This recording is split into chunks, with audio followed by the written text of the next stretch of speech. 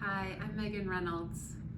Today will be my last prayer video to share with you guys, and I wanted to talk about what's been called the most important thing about you, which is, what is your view of God?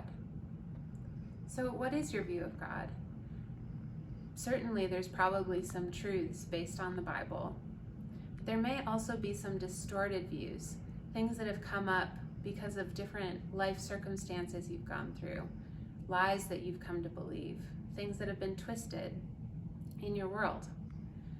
Sometimes these things make their way into our view of God, and we don't have a true perception of who He really is. So what do? How can we figure out what God is really like and where we're believing lies and not having a true picture of God? Well, one key is to look at Jesus.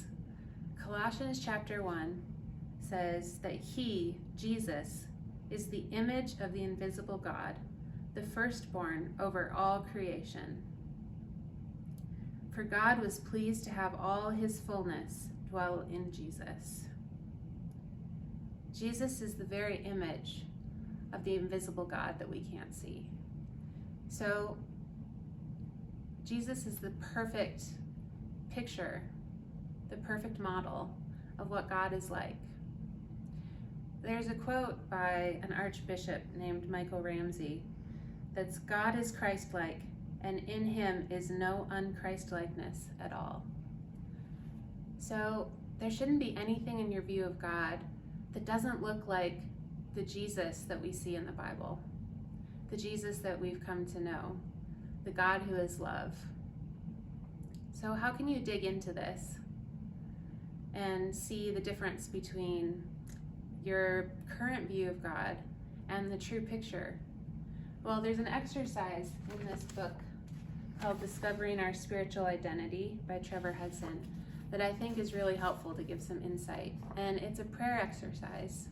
And this is what I'm going to challenge you to do today. So start by writing down the word God on a piece of paper.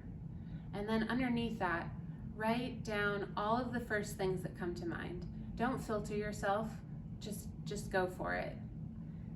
Next, write the word Jesus on that same piece of paper in a separate column.